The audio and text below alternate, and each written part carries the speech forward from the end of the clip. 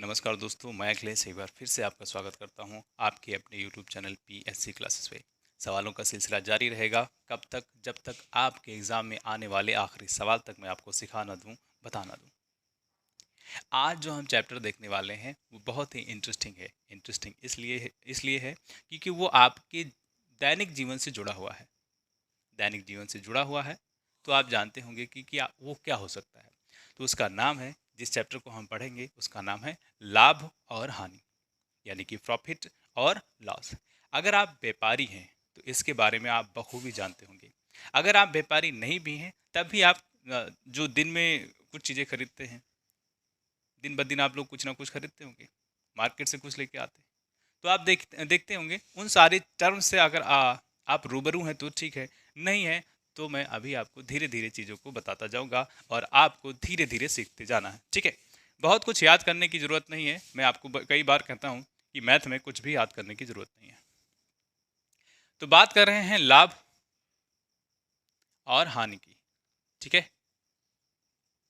लाभ और हानि यानी कि प्रॉफिट और लॉस, ठीक। प्रॉफिट और लॉस। सीपी, सीपी क्या होता है? इसी को बोलते हैं कॉस्ट प्राइस, कॉस्ट प्राइस। और इसी को बोलेंगे हिंदी में क्रय मूल्य। क्या बोलेंगे? क्रय मूल्य। अगर इसी में आगे बात करें तो एसपी, एसपी को क्या बोलेंगे? विक्रय मूल्य, विक्रय मूल्य। एसपी मतलब सेलिंग प्राइस यानी कि विक्रय मूल्य, ठीक है। हिंदी में मैं पढ़ा रहा हूँ आपको तो आपको हिंदी में ही सारे टर्म मिलेंगे। क्रय मूल्य लिखा हुआ, विक्रय मूल्य लिखा हुआ, तो उसको इंग्लिश में लिख करके, क्योंकि इतना लिखना थोड़ा सा मुश्किल हो जाता है, तो हम हिंदी में उसको क्या इंग्लिश में क्या लिखेंगे? एसपी लिखेंगे। और क्रय मूल्य को क्या लिखेंगे? सीपी लिखेंगे, ठीक। यहीं की अगर बात करें तो कब हमें प्रॉफिट होगा, कब हमें लॉस होगा, कब हम परसेंट प्रॉफिट बताएंगे, कब हम परसेंट लॉस बताएंगे, यानी कि प्रतिशत हानि और प्रतिशत लाभ कब बताएंगे और कैसे बताएंगे, वो चीज़ें हमें सीखनी है, ठीक है। बहुत ज़्यादा मैं याद नहीं करवाता हूँ, ठीक है। सवालों के साथ सिखाऊंगा आपको, इतनी ज़्यादा चीज़ें सिखा दूंगा, इतना मस्त तरीके से सिखा दूंगा, कोई भी फार्मूला याद करने की ज़रूरत पड़ेगी ही नहीं, ठीक बात है। अब ये चीज़ें होती क्या है? कॉस्ट प्राइस क्या होता है और सेलिंग प्राइस क्या होता है, यानी कि विक्रय मूल्य क्या होता है। जब कोई चीज़ आप खरीदेंगे, जब आप कोई चीज़ खरीदेंगे तो जो पैसा उस वस्तु के लिए देंगे उसी को बोलते हैं क्रय मूल्य, ठीक है। अब आपने कोई चीज़ खरीद ली, अब आप उसे अगर बेचना चाहते हैं, जैसे मैं इस मार्कर की बात करूं, इस मार्कर की बात करूं, तो ये मैंने खरीदा है, बाजार से खरीदा होगा। तो जब बाजार से मैं खरीदूंगा तो इस मार्कर के लिए कुछ पैसा दूंगा। तो जो मैं पैसा दे रहा हूं वो क्या है? मेरे लिए कॉस्ट प्राइस यानी कि क्रय मूल्य है, ठीक बात है। अब जिसने बेचा होगा मुझे, क्या, जिसने मुझे बेचा होगा वो क्या, बेचने की जब बात करेंगे तो आएगा सेलिंग प्राइस यानी कि विक्रय मूल्य, ठीक है। उस दुकानदार के लिए जो पैसा मैंने दिया है उसके लिए क्या होगा? विक्रय मूल्य, ठीक बात है। यानी जिस पे खरीदा जाए वो उसे क्या बोलेंगे? Cost price. और जिस पे बेचा जाए उसको क्या बोलेंगे? सेलिंग प्राइस यानी कि विक्रय मूल्य, ठीक। अब प्रॉफिट और लॉस क्या होता है? प्रॉफिट और लॉस क्या होता है? जब मैंने, मान लो ये मैंने 30 रुपये का खरीदा है और मैं इसे बेचना चाहता हूँ, तो मैं बेचूंगा 50 रुपये में, तो कितना प्रॉफिट हुआ? तो 20 रुपये का प्रॉफिट हुआ। अगर, यानी कि कितना लाभ, कितना हुआ? 20 रुपये का। अगर मैं इसी को 30 रुपये में ला करके आपको 20 रुपये में बेचता तो क्या होता? लॉस हो जाता, यानी कि हानि हो जाती। कितने की हो जाती? 10 रुपये की। अगर यही प्रतिशत में बताना होता तो क्या करते, कैसे करते, वो सारी चीजें हम सीखेंगे एक एक करके, ठीक है। अब देखिए, जब हम प्रॉफिट की बात करेंगे, जब हम प्रॉफिट की बात करेंगे तो क्या कहेंगे? जितने में हमने खरीदा है, नहीं, जितने में हमने बेचा है और कितने में हमें खरीदा गया है, ठीक है। किसी भी कमोडिटी को यानी कि वस्तु को कितने में बेचा गया है और उसी में से कितने में वो खरीदा गया है, उसको आप घटा दीजिए तो आपका आंसर आ जाएगा कि वो क्या है? प्रॉफिट है, ठीक। अगर यही कहें कि प्रतिशत प्रॉफिट क्या होगा, यानी परसेंट, परसेंट लाभ क्या होगा, तो क्या कहेंगे? ऐसे करो और उसके नीचे सीपी लिख दो और इसको 100 से मल्टीप्लाई कर दो, तो जो भी उत्तर आएगा उसी को बोलेंगे प्रतिशत लाभ, ठीक बात है। आगे सुनो, अगर हम लॉस की बात करें, एल फॉर लॉस, और लॉस का मतलब हानि, ठीक है, ठीक बात है। अगर लॉस की बात करें तो जितने में हमने खरीदा है उससे कम में बेचूंगा तो क्या होगा, कौन सी क्वांटिटी ज़्यादा होगी, इस बार कॉस्ट प्राइस ज़्यादा होगा। यानी जैसे मैंने आपको बताया मार्कर के लिए 30 में मैं खरीद के लाया हूँ, इसको मैं आप 20 रुपये में आपको दे रहा हूँ, तो क्या करूँगा, इस वक्त हमारी सेलिंग प्राइस जो है ना वो कम हो जाएगी। हमें हमेशा अगर माइनस साइन को एलिमिनेट करना है यानी कि हटाना है तो बड़ी वैल्यू से छोटी वैल्यू को घटाते हैं, ठीक है, समझ गए कि नहीं। यानी यहाँ कास्ट प्राइस ज़्यादा होगा, सेलिंग प्राइस कम होगा, ठीक। अगर हम यही कहें क्या कि परसेंटेज लॉस यानी प्रतिशत हानि बता दो, तो क्या करो, नीचे लिख दो सीपी और गुणा कर दो 100 का, तो जो वैल्यू आएगी वो बता देगी कि ये प्रतिशत हानि कितनी है, परसेंटेज लॉस कितना है, ठीक बात है। इतनी बात आपको समझ में आ गई है तो हम थोड़ा सा आगे चलेंगे और एक शब्द आता है एमपी। क्या आता है, एमपी। ये क्या है, एमपी का मतलब होता है मार्क प्राइस, एमपी का मतलब होता है मार्केट प्राइस, जो आप समझना चाहें। ये क्या होता है, जब आप कोई सामान खरीदने जाते हैं मॉल में तो सबसे पहले आप टैग उठा करके देखते हैं, oh my God Peter England 3500 का, तो वो जो लिखा रहता है टैग पे कि इतना पैसे का है, इतने रुपए का है, इतने रुपए इतने पैसे का है, तो जो वो मार्क है यानी चिन्हित है उस टैग में, तो वो वैल्यू क्या होगी, मार्केट प्राइस होगी, मार्क प्राइस होगी, यानी कि चिन्हित मूल्य होगा, समझ गए। अगर इतनी बात आपको समझ में आ गई है तो बात करेंगे डिस्काउंट की, क्योंकि इसी में इसी चैप्टर में थोड़ा सा पार्ट डिस्काउंट कहीं ना कहीं तो पूछेगा ही, ठीक। तो वो क्या होता है डिस्काउंट और क्या होता है प्रॉफिट लॉस, ये इसके बारे में हमने आपसे डिस्कशन कर लिया है। अब हम बात करेंगे किसकी, बताइए तो सही। अब बात करेंगे डिस्काउंट की।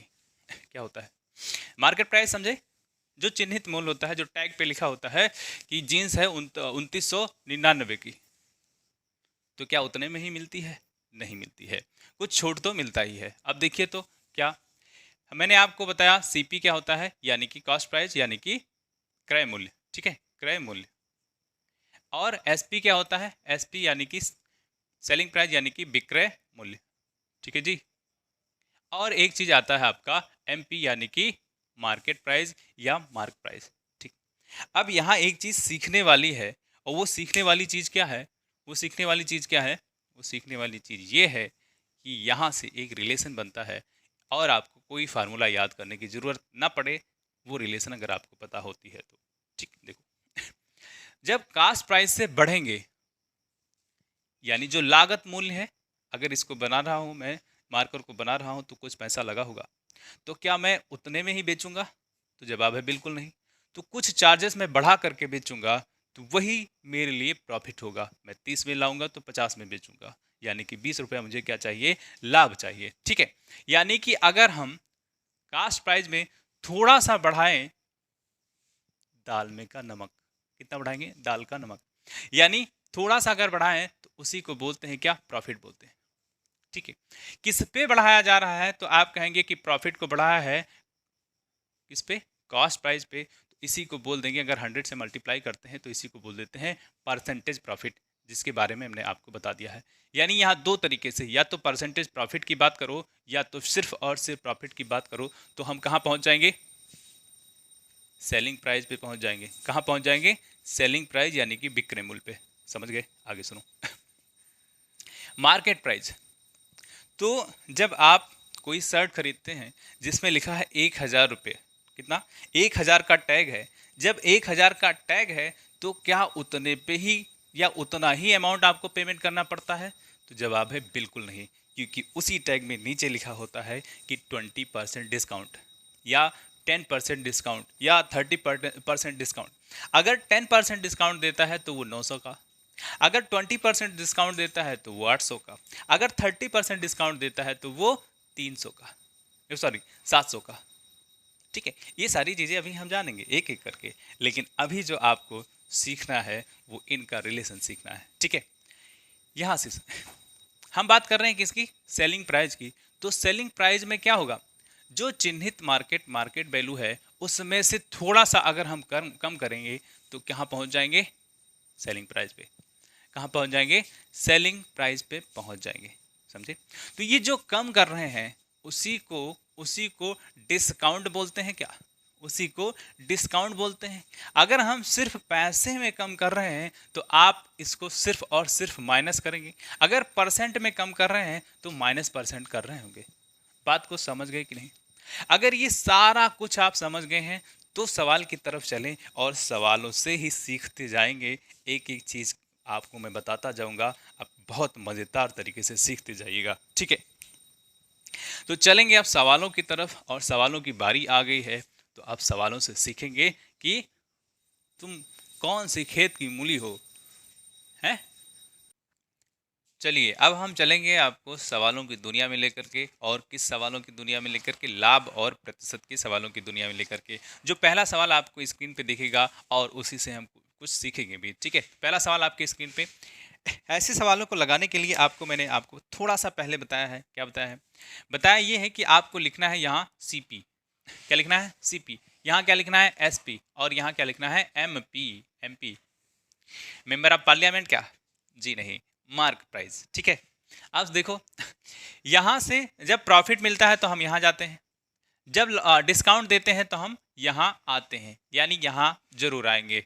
ठीक है, यहां तो जरूर आएंगे। ठीक, ये वही वही कौन सा पॉइंट होता है? Lovers point. ये वही लवर्स पॉइंट है कि जहां जाना तो तय है। ठीक है, ठीक ठीक बात है कि नहीं? बताइए। प्रॉफिट कितना और यहाँ डिस्काउंट कितना? क्या देते हैं? डिस्काउंट परसेंट, और यहाँ प्रॉफिट परसेंट दे रहे होते हैं, और इसको माइनस करते हैं, इसको प्लस करते हैं।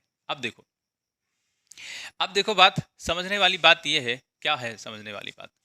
सवाल को पढ़ेंगे और फिर सवाल के आगे के तौर तरीकों को सीखेंगे। समान अंकित मूल्य वाली दो वस्तुएं हैं ए और बी, क्रमशः 15% और 20% छूट पर बेची गई हैं। वस्तु ए और वस्तु बी पर अर्जित लाभ का प्रतिशत क्रमशः 6.25 यानी कि 6.25% और 20% था। वस्तु बी का क्रय मूल्य ए के क्रय मूल्य से 160 कम था। ठीक है, प्रत्येक वस्तु का अंकित मूल्य ज्ञात कीजिए। अब यहाँ किस चीज की बात हो रही है? तो आप देखेंगे कि इसकी बात हो रही है। अंकित मूल्य बोलो या मार्क प्राइस बोलो या मार्केट प्राइस बोलो, तो बात तो एक ही है। जो वो टैग मिलता है आपको, उसमें लिखा रहता है कि आपकी शर्ट कितनी की है? 1000 की। तो क्या आप 1000 रुपया पेमेंट करते हैं? जी नहीं। उसके नीचे भी लिखा रहता है कि 20% डिस्काउंट, यानी कि हमें 1000 की शर्ट 800 में मिलेगी। ठीक है, अब देखो कैसे। तो यहाँ जो दिया गया है, जो सवाल में इंफॉर्मेशन दी है, उस इंफॉर्मेशन से हमें पता चलता है कि अगर मार्केट प्राइस कितना होता? 100 होता। क्या होता? अगर मार्केट प्राइस 100 होता तो इसमें 15% का डिस्काउंट हो रहा है। कितने का? 15% का डिस्काउंट हो रहा है। तो हम कहाँ जाएंगे? डिस्काउंट पाने के बाद कहाँ जाएंगे? Selling price. तो अरे भैया, जितना लिखा रहेगा उसको डिस्काउंट के बाद, छूट मिलने के बाद कहाँ? Selling price. तो 100 का 15% 15, यानी हमने मान लिया है कि मार्केट प्राइस कितना है? 100 यूनिट है। इसमें अगर 15% की छूट हो जाती है तो कितने में मिलेगी? तो आप कहेंगे सर 85 यूनिट में मिलेगी, यानी उसका क्या है? 85 यूनिट प्राइस है। ठीक है, 100 यूनिट में बोल रहा हूं, इसका कोई मात्रक अभी नहीं है, इसलिए हम यूनिट में बात करेंगे। ठीक है, अब सुनो अगला। अगले में कितने परसेंट की छूट दी जा रही है? तो अगले में आपको छूट दी जा रही है 12% की। ठीक, मैं फिर से मान लेता हूं कि जो मार्केट प्राइस है, क्योंकि वस्तु एक ही है, जब वस्तु एक ही है तो एक ही जैसा मार्केट प्राइस होगा। ठीक है, तो क्या होगा? इसमें 12% की छूट दी जा रही है। कितने की? 12%। जब 100 में 12% देखेंगे तो 100 का 12% 12। घटाने की बात हो रही है क्योंकि डिस्काउंट हो रहा है, और डिस्काउंट को हिंदी में बोलते हैं बट्टा। कितना? क्या बोलेंगे? बट्टा। ठीक है, तो ये 100 में 12 घटा देंगे तो आपको देखो कितना मिलेगा? 85 नहीं, 88।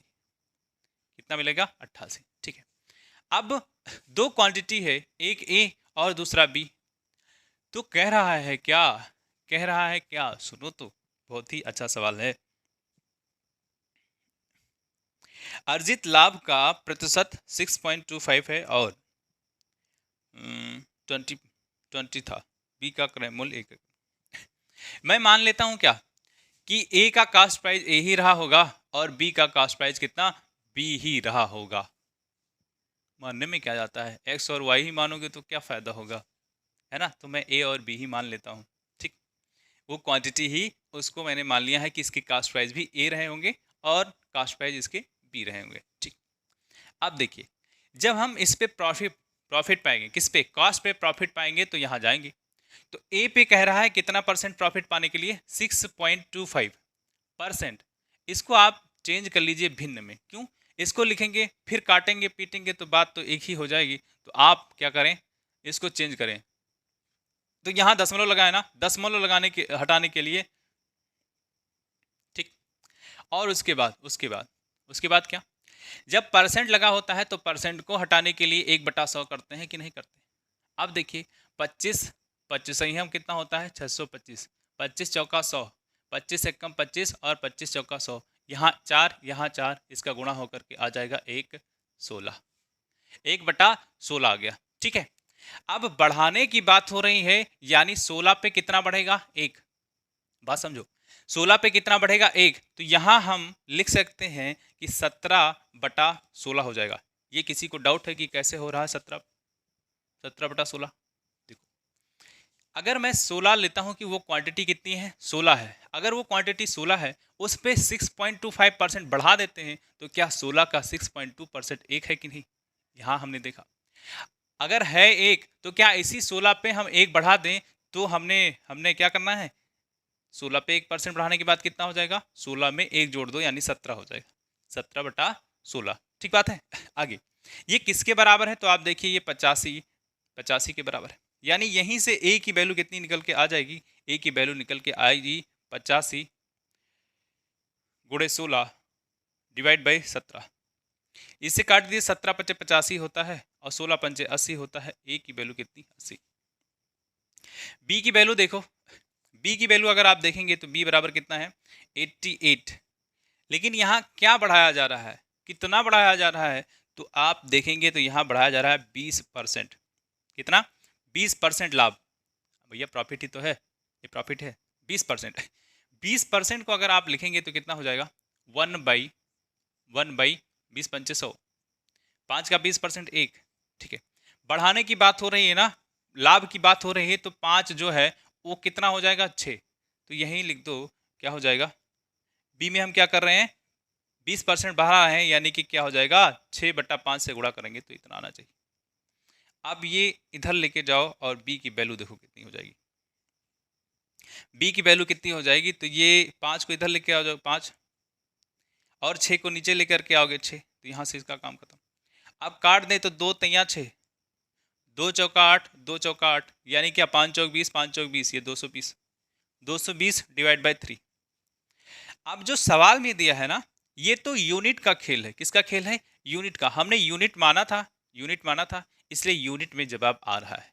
ठीक है, लेकिन हमें तो जवाब पैसे में देना है, जवाब किस में देना है, पैसे में। तो क्या करेंगे, क्या करेंगे बताइए तो सही।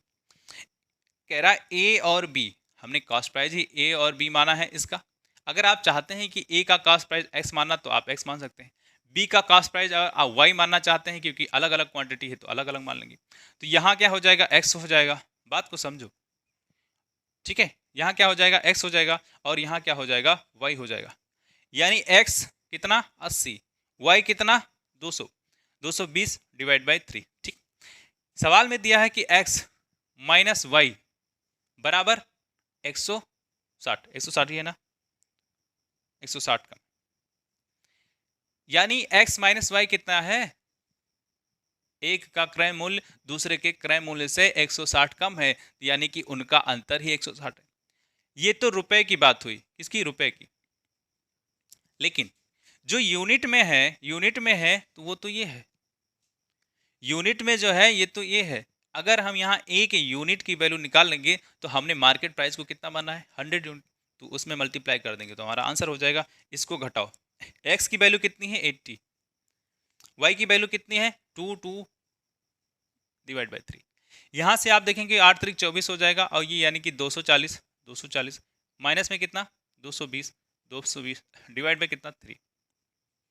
ऊपर कितना बचा, तो आप देखेंगे 40 में से 20 जाएगा, कितना हो जाएगा 40 में से 20 जाएगा तो 20 कहाँ लिखते, 40 में से इसको गायब करते, इसकी कोई ज़रूरत अभी नहीं है। वहाँ देखिए आप 40 में से 20 गया कितना, 20 डिवाइड बाई 3, और ये किसके बराबर है, 160 रुपए के बराबर है, किसके, 160। तो यहाँ से 1 यूनिट की वैल्यू कितनी हो जाएगी, ये 0 से 0 खत्म, और 2 अट्ठे 16 खत्म, 2 अट्ठे 16, 1 बराबर कितना, ये 8 बचा है, इससे मल्टीप्लाई करेंगे, 8 3 24 रुपया, यानी 1 यूनिट की वैल्यू कितनी आ गई है, 24 रुपया आ गई है। तो हमें बताना है मार्केट प्राइस कितना है, तो 1 यूनिट बराबर 24, तो इसी में आप 24 का मल्टीप्लाई कर देंगे तो कितना हो जाएगा, 2400, ठीक है। जिस भी ऑप्शन में हो आप उसको सेलेक्ट कर लीजिए। तो पहले ही ऑप्शन में है तो पहला जवाब इसका हो जाएगा, ठीक है।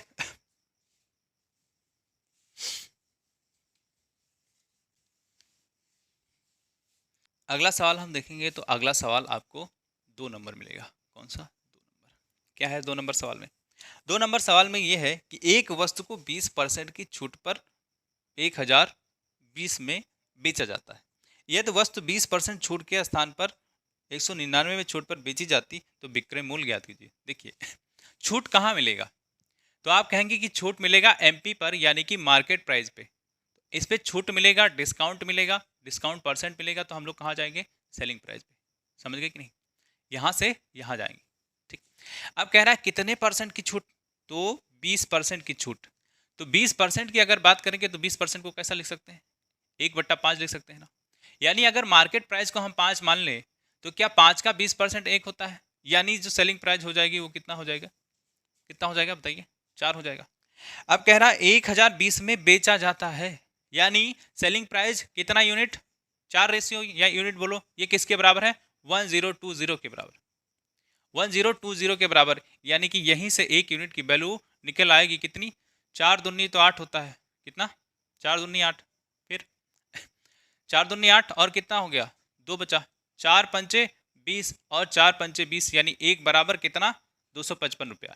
1 यूनिट बराबर कितना आ गया, 255 रुपया। तो मार्केट प्राइस क्या पूछा है, 20% छूट के स्थान पर 199 की छूट दी जाती है, ठीक। अब ये तो हमारा रुपया निकल आएगा ना, यानी मार्केट प्राइस कितनी रही होगी, इसी 5 में 255 का गुणा कर दो, क्योंकि 1 यूनिट बराबर 255 रुपया, तो 5 यूनिट बराबर कितना रुपया, इसी में मल्टीप्लाई कर दो तो उत्तर आ जाएगा। अब देखो कितना हो जाएगा, 50 25 के 5, 50 25 और 2 27, 5 दूनी 10 और 2 12, 1275, ठीक। यानी ये 1275 रुपया उस पर टैग लगा है कि इतने का है, यानी मार्केट प्राइस है, ठीक। अब क्या कह रहा है, 20% छूट के बजाय हम 199 रुपए का छूट देते, रुपए का छूट देते, तो कितना रुपया होता, इसी में 199 घटा दो। इधर देखो 5 है और 9 5 5 है, घटेगा नहीं, 9 6 15 होता है, 6, इसको घटा दो तो यहाँ है कितना, उधर लगेंगे 6 6, 9 7 16 16, और यहाँ कितना बचा, 0 1, ठीक बात है। यानी 1076 रुपये में बेचा जाएगा, 1076 रुपये में बेचा जाएगा, ये नया उसका सेलिंग प्राइस है। बात समझ गए कि नहीं, बात समझ गए कि नहीं बताइए तो। किसी में है जी, पहला ही आंसर है, ठीक। नेक्स्ट,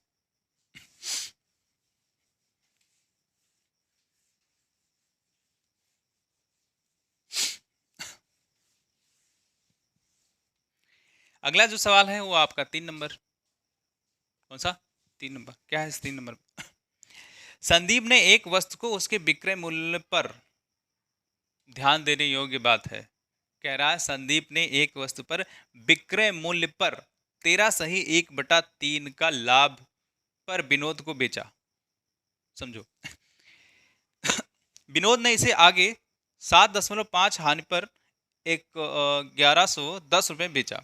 विनोद के लिए उस वस्तु के क्रय मूल्य और वस्तु के विक्रय मूल्य का अंतर ज्ञात कीजिए, ठीक।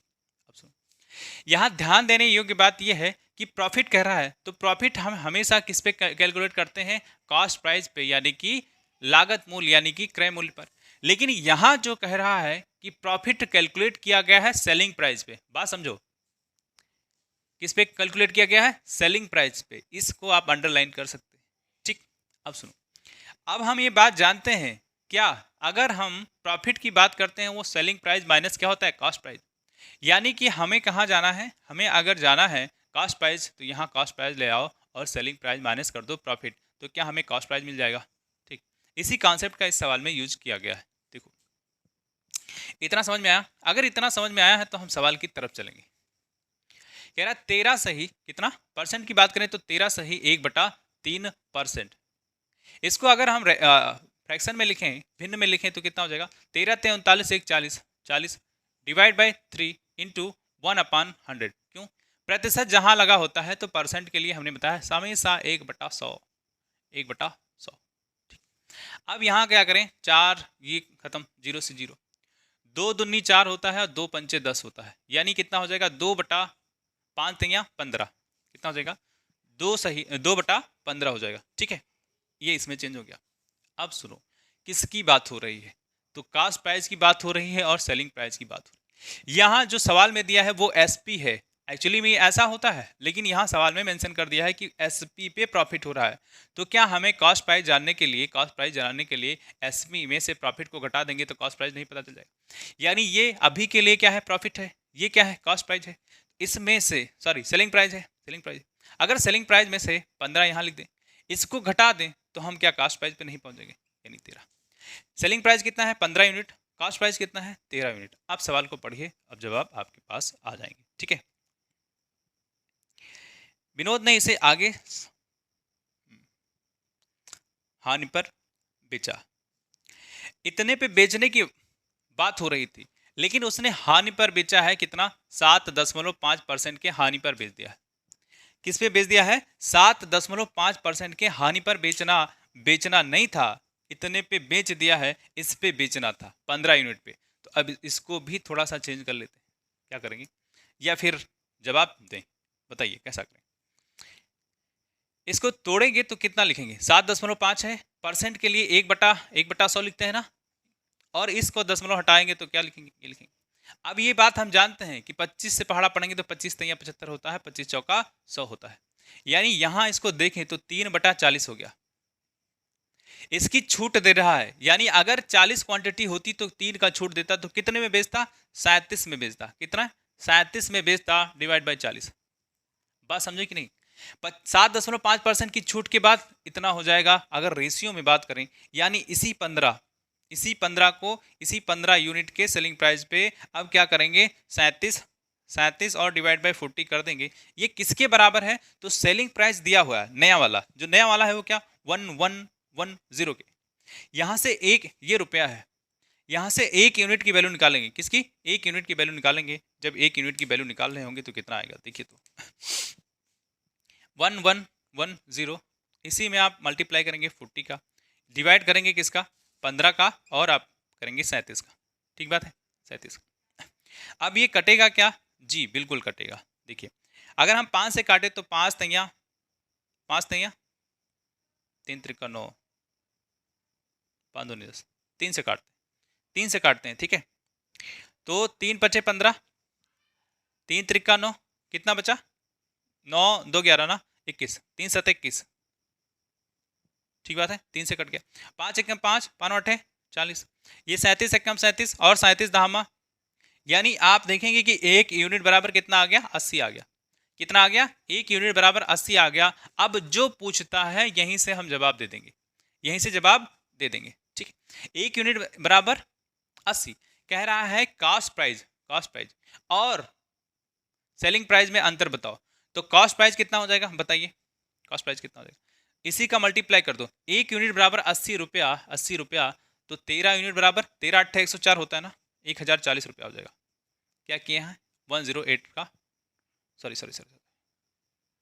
80 का मल्टीप्लाई कर दिए हैं, इसमें 80 का मल्टीप्लाई करोगे तो आ जाएगा 13 और 13 8 104। ठीक, इतना। ये क्या है, कॉस्ट प्राइस यानी कि क्रय मूल्य है, क्रय मूल्य और सेलिंग प्राइस का अंतर बताना है, लेकिन इसके साथ नहीं बताना है। क्यों, इसमें बेचना चाहिए था लेकिन उसमें इतने परसेंट का छूट दिया है, उसके बाद बेचा है। जब इसके बाद बेचेगा तो क्या होगा, जब इसके बाद बेचेगा तो आपको क्या करना पड़ेगा। अब क्या है, अब ये सेलिंग प्राइस है, ठीक। इसमें थोड़ा सा इधर उधर किया गया है, तो जैसे एग्जामिनर इधर उधर कर रहा है ना, आप अपने दिमाग को भी इधर उधर कर दीजिए, ठीक। अब ये नहीं लेंगे तो किसको लेंगे, तो आप देखेंगे कि 111 0 लेंगे। ये क्या है? सेलिंग प्राइस है अभी के लिए वर्तमान में, और कॉस्ट प्राइस कितना है? 1040। कितने का अंतर है? ये 0 कितना हो जाएगा? 7 4 11 होता है ना, 70। ठीक, कितने का अंतर है? 70। किसी भी ऑप्शन में है तो ठीक है, नहीं है तो कोई बात नहीं, ये आंसर हो जाएगा। इसका आंसर हो जाएगा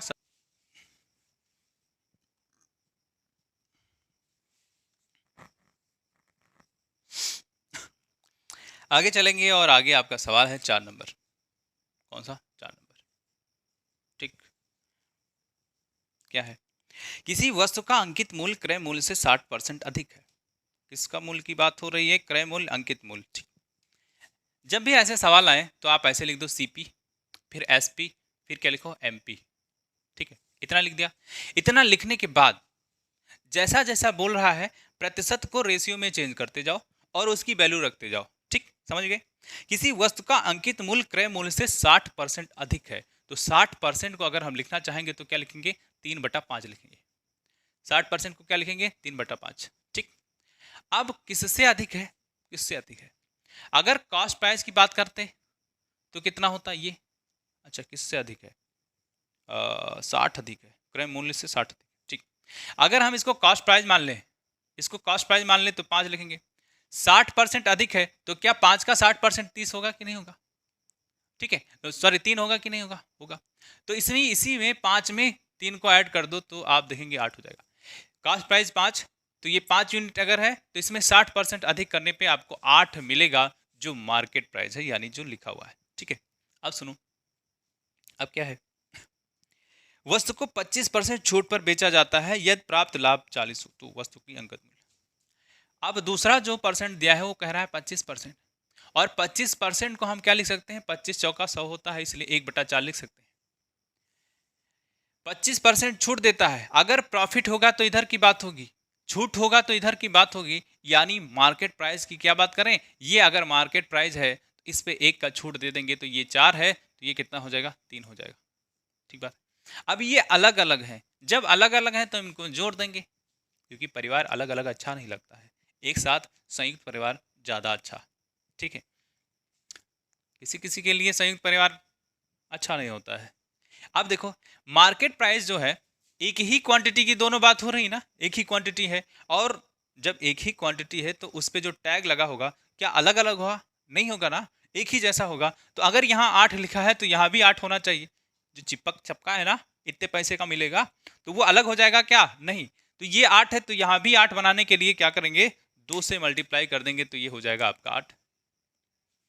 ठीक, इसी का ये साथी है, तो अगर ये 8 हो गया है तो इसमें 2 का मल्टीप्लाई किए हैं तो इसमें भी मल्टीप्लाई करना पड़ेगा। अब ये 8 हो गया, ये भी 8 हो गया, तो यहाँ 8 है, यहाँ 8 है, तो हम उतार लेंगे, 8 हो जाएगा। यहाँ कितना हो जाएगा? 3 दूनी 6 हो जाएगा। यहाँ कितना है? 5 है।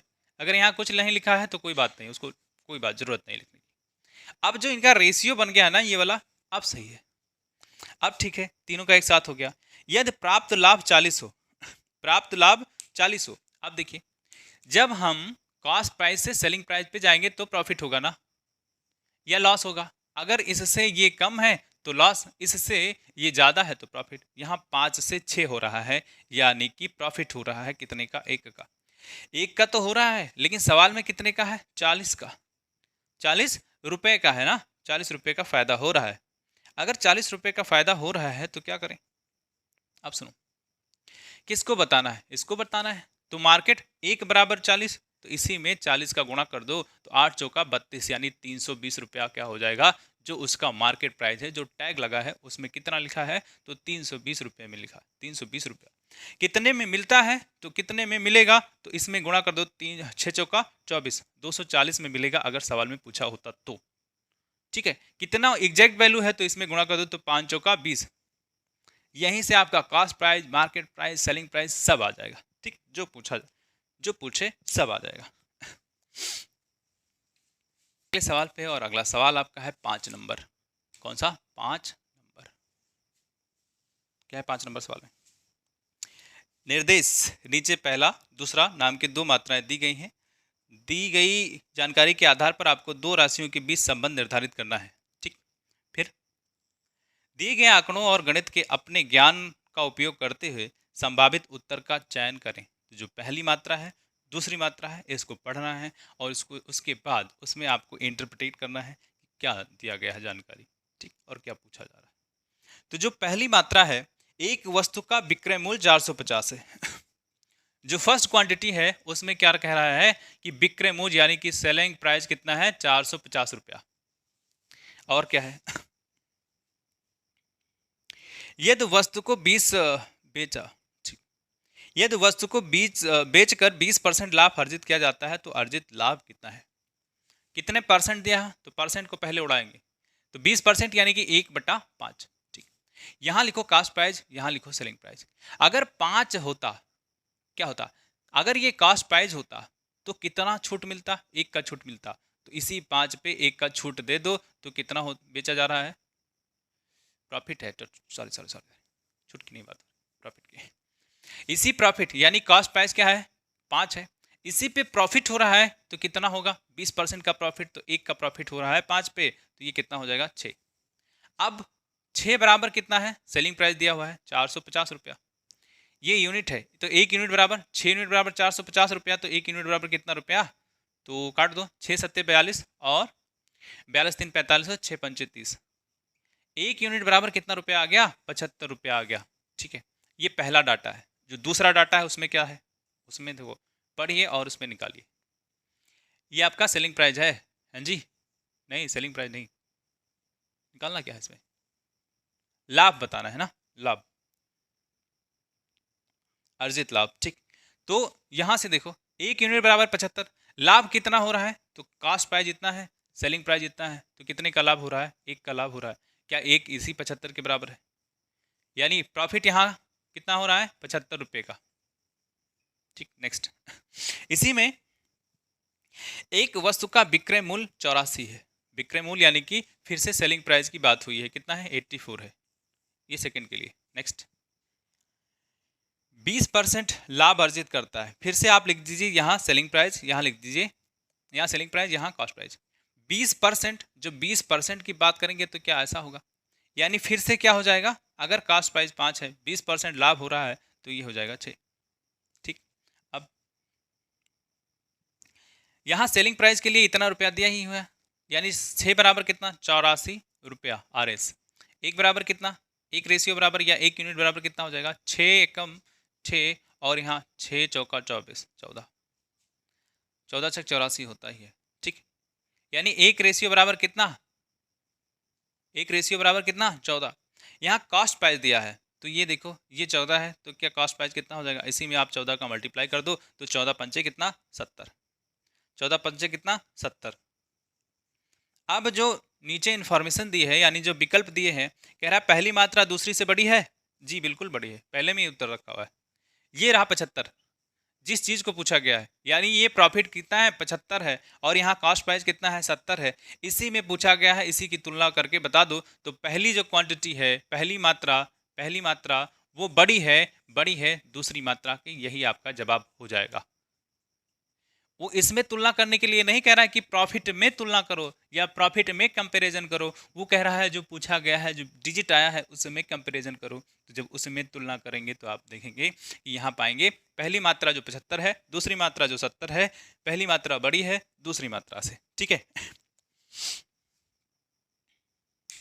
ठीक है, अब दीजिए मुझे इजाज़त, मैं मिलूंगा आपको अगले लेक्चर में। कैसा लगा आपको लेक्चर, आप ज़रूर कमेंट बॉक्स में बताइए और अपने दोस्तों में शेयर करिए और लाइक करिए, ठीक है। मिलता हूँ मैं आपको अगले लेक्चर में।